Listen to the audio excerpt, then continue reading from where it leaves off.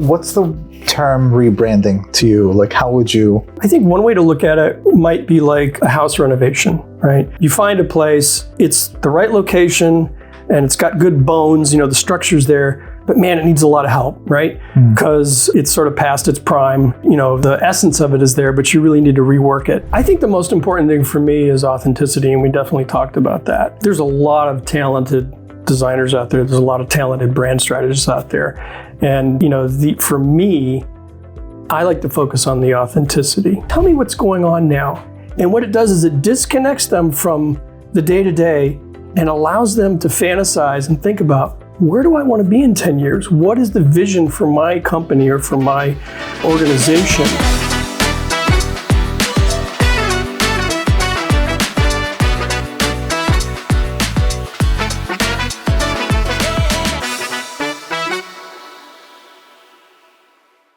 Welcome, everybody. I'm Kamil Sarji, the host of Just 2 Minutes. And today we have Justin. Justin, you want to tell us about yourself? Absolutely. I typically introduce myself to people by saying I'm a brand strategist, a designer, and a pirate, but not necessarily in that order.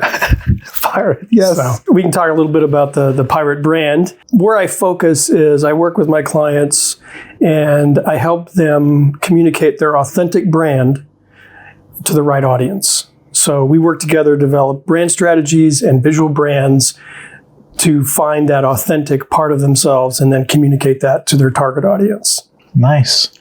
And that connect every single agent has their brand. And yeah, that's what I want to talk about today. Oh. Awesome. Yeah. I've actually worked with a few real estate agents. Nice. Independent ones, to help them find that unique thing about what they do and who they are, and then communicate that, because it's hard to distinguish yourself in the marketplace, whether you're a real estate agent, whether you're an accountant, whether you're a tattoo artist, whether you sell medical devices. No matter what you do, people are looking for a way to get their authentic self across so that they can distinguish themselves and connect with the people that resonate with that brand. So rather than sort of a shotgun approach of, let me appeal to everybody, no, let me find that group of people that really resonate with my brand and work with them and give them a good experience. And then they will refer me out to other people who will also resonate with my brand. It's amazing. The show is called Just 2 Minutes. Okay. I have some questions for the Just 2 Minutes. All right. Are you ready? Absolutely. And start. All right. So how many different categories are there for pirates? And could you name them? Categories for pirates? Well, the one big difference between pirates and privateers is privateers were retained by governments to do basically legal pirating. So say England might be at war with France or Spain. So England would hire pirates to raid the ships of their enemies. And they would give them a letter of marque, which was an official government document saying, this pirate is working for the government of England, and they are protected by the government of England, and they can raid any ships that we happen to be at war with. Wow, that's pretty cool. Right.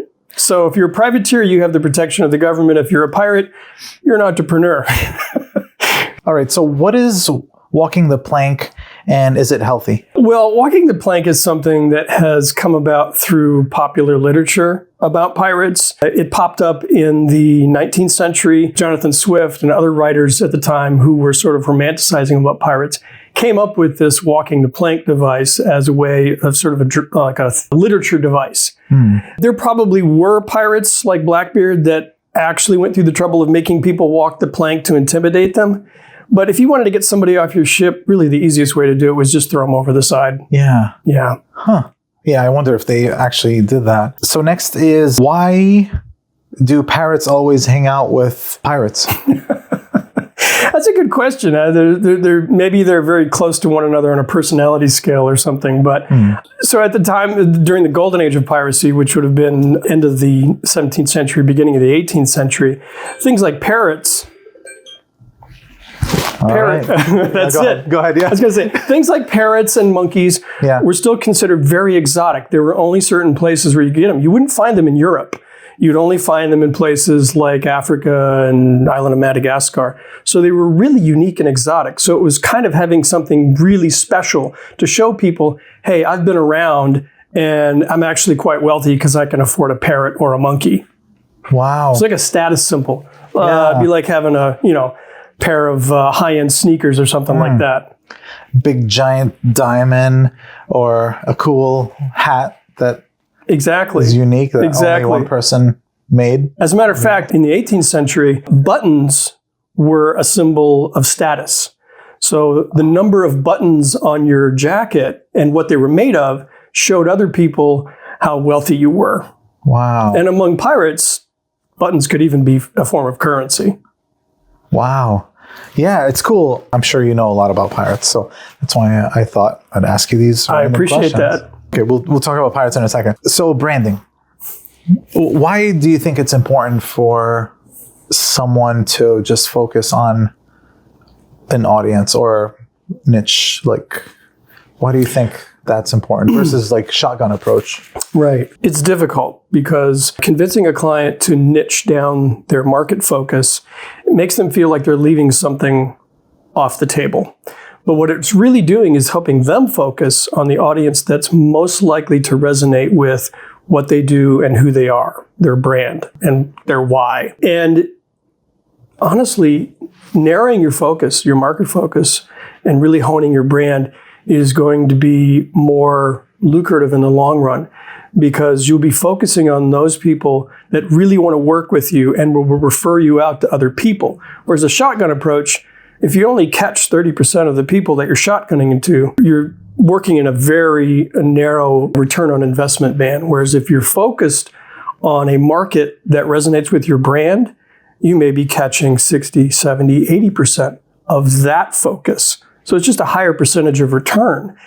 And I think the experience is better too because, narrowing your focus allows you to work with people who really want to work with you and who you really want to work with. And it eliminates a lot of the market space that's a better fit for somebody else. Okay. So if they're focusing just on that, right? And try to capture as much of that audience who they're branding themselves to, would they refuse others or not really take on others that don't match their criteria? I mean, that's really more of a business decision for the individual, who they want to take on and who they don't.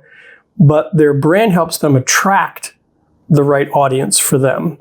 So within that stream, then they have the opportunity to say, yes, I want to take this on, or no, I don't want to take that on. But it just brings a more qualified category of clientele to them rather than just a wide swath where maybe 60% or more isn't really a good fit for them. Because what you're ultimately looking for is a good fit, right? So when you develop your brand and you communicate effectively what you're about, you're going to attract like, and you'll have not only a better experience, but I think in the long run, a higher return on that narrow focus of investment in your marketing and your brand. Have you found it difficult to get clients to see the light, which is narrowing? Yeah, it's a challenge because, like I said before, they feel like they're missing out on something. But what they're missing out on is bad fit projects or bad fit clients, which is what you would want to eliminate, right? You want to focus in an area where you can be of the most effect and have the greatest value to the people that you're working with. So, as an example, worked with one real estate agent recently, and her focus was community involvement. And she really wanted to make that part of what she was doing. So she's going to be attracting and picking up people who are also community-minded and involved in the community. Whereas if she were taking a shotgun approach, she might miss those people because it wouldn't be part of her message and they wouldn't necessarily pick up on, I'd really like to work with this person because they're like me. They're very focused on the community and community development. And we really work with people that we like to work with. I mean, certainly being competent in what you do is important and having the right skills is important. But at the end of the day, we like to work with people that we like and people that we resonate with. So part of branding and narrowing that focus is finding those people that resonate with you. They're going to have a much better experience, which is going to increase the likelihood word of mouth from them is going to bring in even more people that will resonate with that brand. Okay. For real estate agents, it's anybody who wants to sell, buy, or invest in real estate. Sure. So, well, let me ask you this question. Okay, So you've branded yourself as, Gold Door Realty, right? Yep. Why Gold Door? What is that? What kind of message are you trying to send out by making that part of your name and part of your brand? Oh, no, you're interviewing me. I'm sorry, is that not allowed? Okay. No, it's okay. Yeah, I guess the vision I had years ago was building something for the people, because I was the people, making it unique, making it super techy, ton of support, more money in people's pockets, and more, being creative and coming up with ways to help them be successful, whatever that is to them. Okay. And have you had any feedback from people on why they chose to work with you versus somebody else?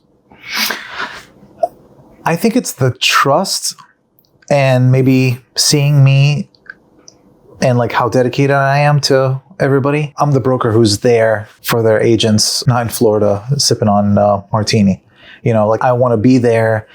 I want to answer questions. I want to coach them, mentor them, be creative with them, and come up with ways where they can do business that's special to them. Okay. I guess kind of like branding, because everybody's unique. That is part of your brand. So there's a couple things that you mentioned about, being creative for your clients, being there for them and not down in Florida somewhere, and working with them to find the best solution. I mean, your brand ultimately, and this is a quote from Jeff Bezos, your brand is what people say about you when you're not in the room. So if people are saying things about you like, he's right there for me when I need him, he comes up with all these creative ways of helping me reach my goals in regards to, buying and selling. That's part of your brand. Now, Gold Door Realty might have a certain sort of catch to it or ring to it, which is great. But when people see that name on your business card or on a brochure or on a website, the first thing you're going to connect to is, what kind of experience did I have with Kamil? That's your brand, right? And they're going to tell other people that that was their experience that they had with you, and your brand then expands and goes out further. Yeah, I found it tough to, so the reason I didn't call it Sarji Realty or Kamil is because I wanted people to own it, to feel like it's theirs. Like Gold Door is me. But the more I realize is I'm the brand pretty much. You are. Yeah. You are. And if you think about, some famous brands, right? Well, what does a green mermaid have to do with coffee? Not much, really. But when you see that green mermaid logo, you instantly think about the last experience you had at Starbucks, good, bad, or otherwise, right? Your experience with that brand is the brand.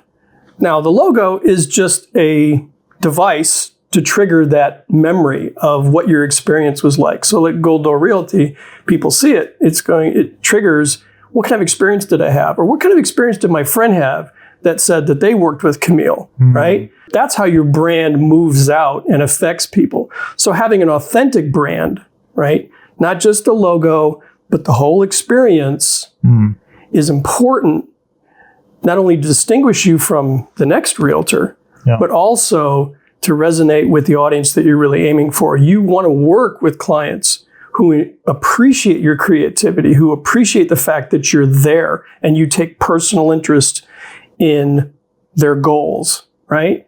Now, there'll be other people that don't care about those things. Those aren't your customers. Those aren't your clients. So that's where the brand really sort of hits the road and starts working for you is, what are people saying about you? What was their experience with you?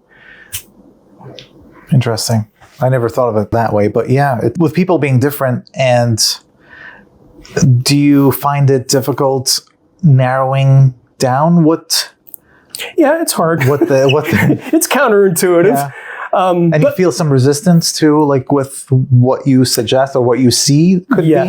Yeah. But the reason that I believe in finding that authentic aspect of your brand and sort of narrowing the focus is because I had that experience. Sorry, I just whacked the microphone. I had that experience personally. Yeah. So when I first started on my own, I branded myself like every other graphic designer out there, every other brand strategist out there. And it wasn't until 2019 when I was in a business incubator workshop with a bunch of other creatives. We were talking one night, and I had been in the program for a few weeks, so they knew about me. They knew about I was a historical reenactor and that I was into being a pirate. They also knew about my work. And someone said, hey, why aren't you taking the pirate part of you and the designer part of you and bringing them together as your brand? And I'm like, I'd never thought about that. I was like, well, because that's what I do over here as a pirate, and this is what I do over here. It's like, yeah, but it's both you. You know, you are in both of those worlds. So bring them together. Yeah. And I thought about it for about 6 months, and I thought, I don't know, is this going to be hokey? Are people going to understand? Are they going to take it seriously? So finally I did. So we had the main event at the end of the workshop was to give a 2-minute pitch, and there was a bunch of people there. I came out. I was not in full kit, but did you have time to go run and get? I was dressed appropriately. Okay. And I went out and I gave my 2-minute pitch, and I talked about what I do in a way that resonated with people and they understood the brand. Now, that night I didn't know if it had worked or not. But about 3 weeks later, I was with a group of people taking a tour of a new building downtown. And there was a woman in the group, kept looking back at me, and I thought, oh man, we've met somewhere at a networking event. I don't remember her name. This is going to be awkward, right? She comes back, she points right at me, and she goes, you're the pirate. And I said, what? She goes, you're the pirate. I was there that night at pitch night. We didn't talk that night, but I remember your pitch. And I said, this is going to work. Yeah. And so I had to go through that journey myself of finding that authentic part of me and put it as part of my brand. And I've had a blast being a pirate and helping people with their brand strategy and their design needs. So when I go to a networking event now and they give you the little stick-on label, I just write pirate. And I have the most interesting conversations with people. Because if I wrote graphic designer on there, no one would talk to me. Yeah. Right? But I put pirate on there and we talk about all sorts of things. Yeah. And it's a great way to sort of get past that barrier of, you know, well, what do you do, you know, for a living? What's your business and all this? And we just start talking about pirates. And then we eventually get over to brand strategy and stuff like that. But I find people are far more interested in the pirate. Wow. So it kind of like clicked for you and it was like a realization, huh? And I said, I need to help other people take this same journey, right? To go from, I want to appeal to everybody to, no, let me find that unique thing about myself, find my authentic brand, and then put that out there. And the people that resonate with that will be my clients, will be the people that want to work with me and I want to work with them. So I went through the same process and I want to help other people go through that same process as well. And some of them, you know, get it more than others. The ones that do, it's awesome, you know. Wow. So you finding that realization must have been freeing to be able to be yourself. And do you see that like once it clicks for your clients, they're like, that they feel like they can be themselves instead of this title. Right. Right. Because really what they're bringing, like you were talking about earlier and how you work with your clients, you're bringing you to this process, right? So you want to dress appropriately, you want to talk appropriately for your market space, right? But you're bringing you and you want to bring the authentic you to that process because that's who people are going to work with. If you bring a facade, they're going to see through that pretty quick. Yeah. So you might as well bring your authentic you because that is your brand and that is what people you're either going to enjoy working with or say, yeah, this isn't for me. Let me go find somebody else. And that's fine. You know, anybody who has spent more than 5 minutes in marketing knows the golden rule. It's like, you're not marketing to everybody. I love how unique people are. And when I go to networking events, I try to break that barrier. Like I try to see who they really are or bring that person out. And I'm like, there they are. It is awesome. It is awesome when you can get to that. Yeah. And I used to network with this fellow who sold life insurance, right? The most exciting thing you could ever do, sell life insurance, right? So what he used to do is he would go to networking events and he would write on his name badge, time traveler. So of course, people were like, tell me about time traveling. And he used it as a way of talking about, look, I help people prepare for that point in the future that they don't want to really think about, but they need to, right? So if you could go back, and tell your younger self, hey, you should have life insurance because here's all the reasons why it's important for the people around you. That's my job, is to help them time travel and understand the value of life insurance. And I'm like, yeah, I like that. Wow. And that set him apart. And it allowed him to have conversations with people about what was really important. The policy is the policy, but what's really important is their loved ones who were going to benefit from that policy. It was all about connections. It was all about connecting with other humans. So he brought his authentic self to that process, and out came Time Traveler. Wow.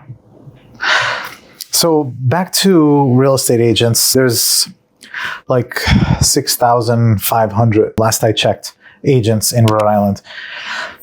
Out of those 6,500, someone or a bunch might be focusing on that niche that the person who's trying to create their niche is focusing on. So how to deal with that, or how do they feel more confident? Like, because if that was the case, like, let's say firefighting, that's my thing. And I realize, oh my gosh, there's 100 of those 6,500. There's 100 agents who are also firefighters who brand themselves as that and feel intimidated about being a firefighter, showing that I'm a firefighter. So how does someone in that scenario? That's an interesting hypothetical. So if I were working with somebody who was, firefighter and a real estate agent, I don't know if I would necessarily say, well, you need to brand yourself as a firefighter. But there's something about what they do that we could probably bring through to the real estate side, right? Okay. And so part of the process would be sitting down with them and say, well, why are you a firefighter? What is it about firefighting that gets you up in the morning? And so they may talk about, wanting to help other people, or they might talk about the excitement and the challenge of fighting these fires. But there's something in there that's authentic that we can then bring over to the real estate side. Well, here's something that you can apply to what you do in real estate that will make you a little distinctive, set you apart, and allow the real part of the real you to come through. Does that make sense? Yeah. Unfortunately, I don't have an algorithm, but a lot of it is conversations with my clients. And I do workshops to bring some of this stuff out. So for example, typically a brand strategy will include mission, vision, and values. So we'll start with values and we'll talk about, what are the most important things to you, and we'll focus on those.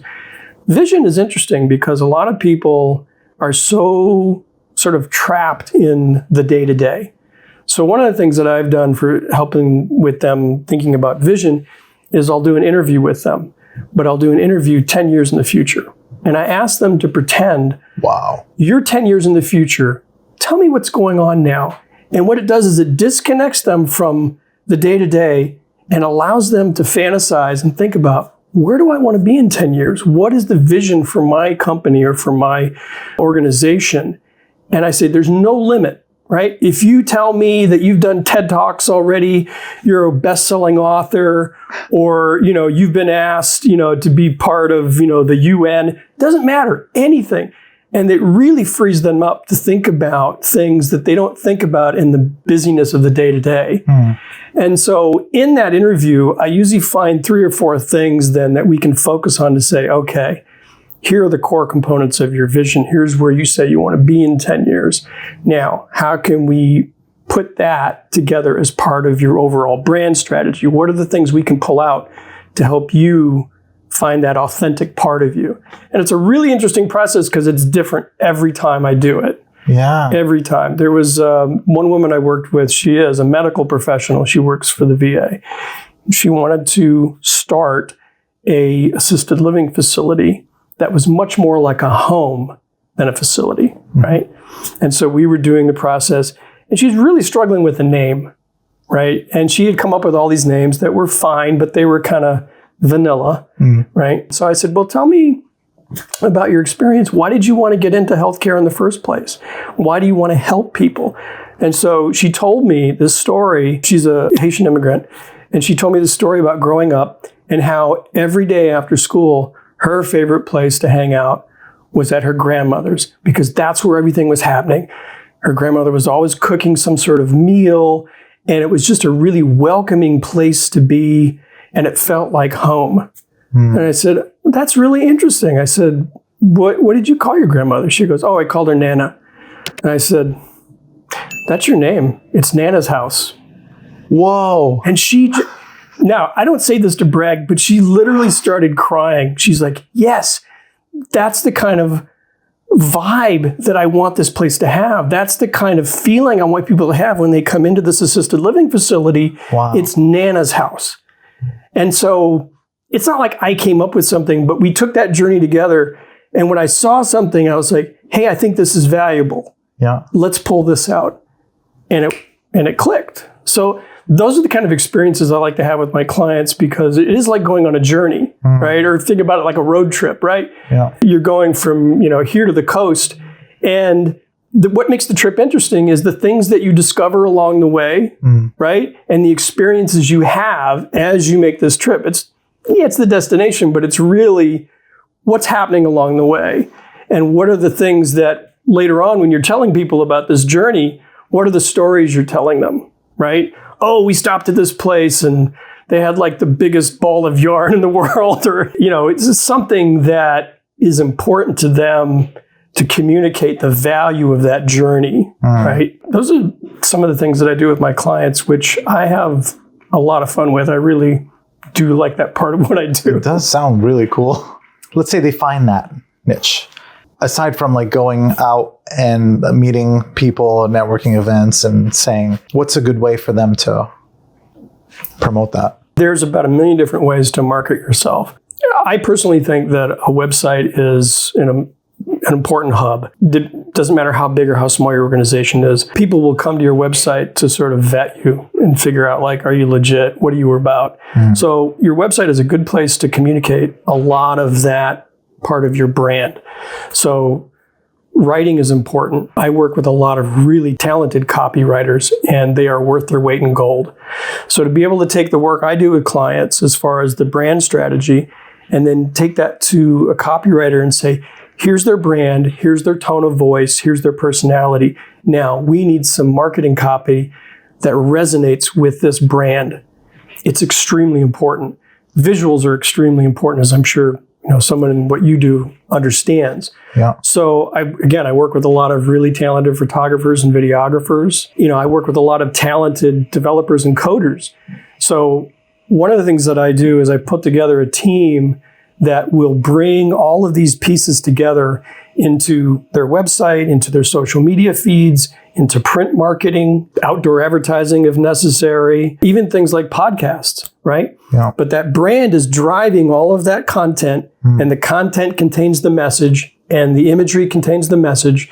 And when it's all working together, it's like an orchestra, right? And you want something like the Boston Pops that's communicating your message, and not a junior high band, right? Yeah. So you want to make sure that this is all working together and is communicating the right message to the right audience. So I really love what I do, but I stay in my lane. So I get to work with all of these other talented people, like copywriters, marketing experts, social media people, photographers, videographers, SEO people, to help bring that whole thing together and get it communicated in an effective way. Wow. Okay.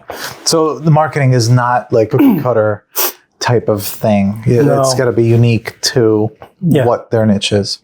Absolutely. Absolutely. I mean, that's one of the things that we work, sort of the marketing phase of things is like, what's the best way to get your message out? Website's important, but outside of that, does it make sense to be on social media? Well, which channels, right?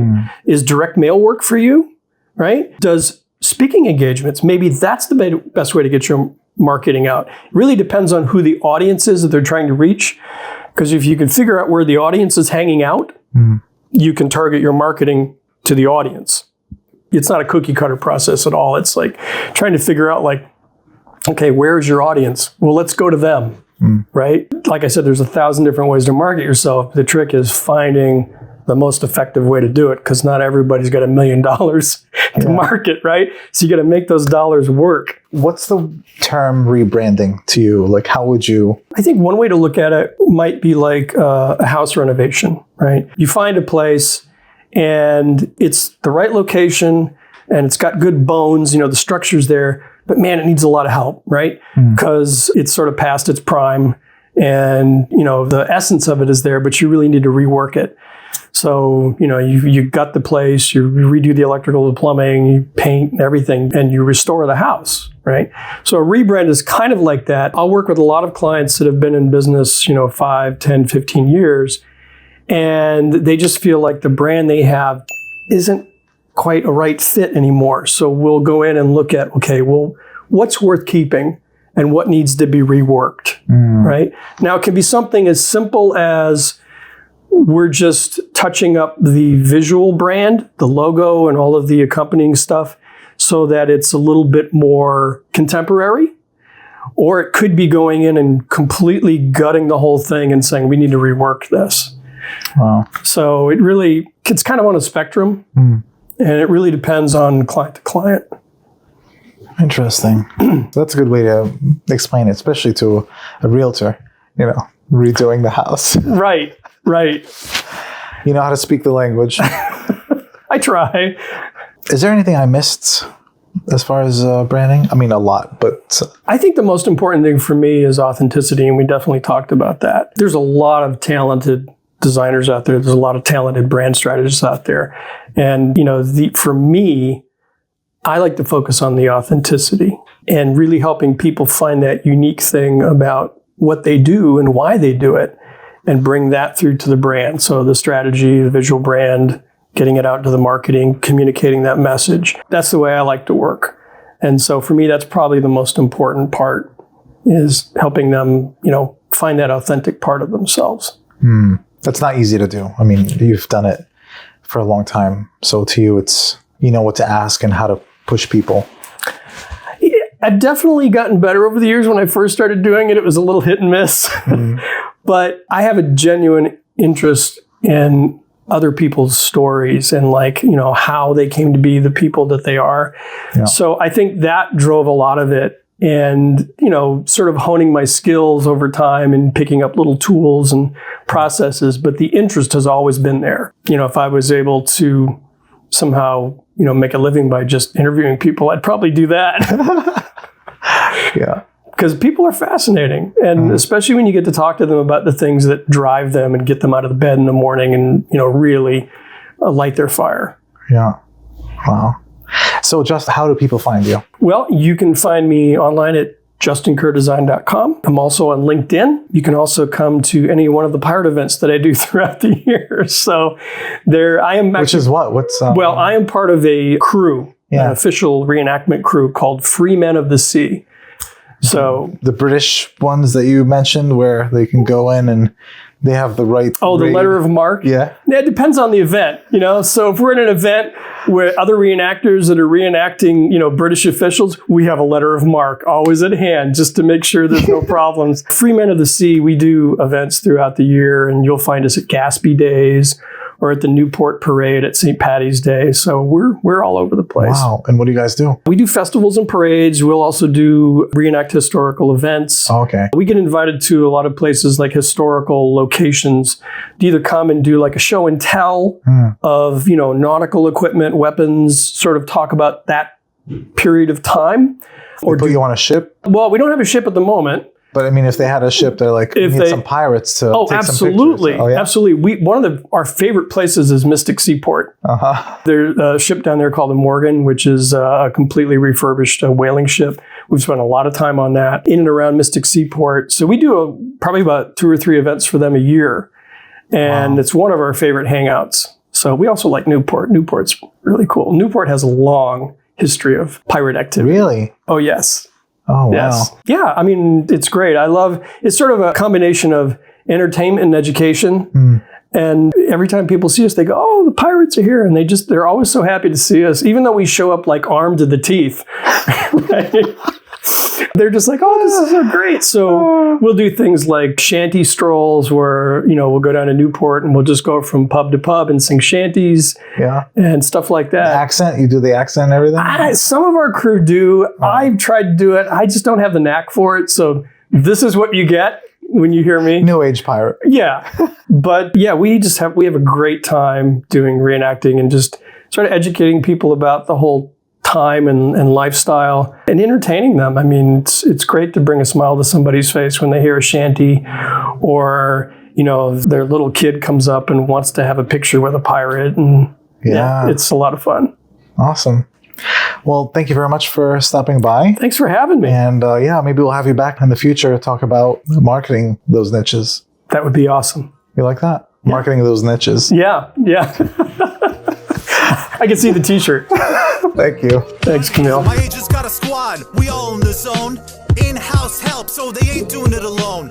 They focus on clients, negotiating win, while the back end's handle, man, that's how we spin. I hand them business, watch them all climb.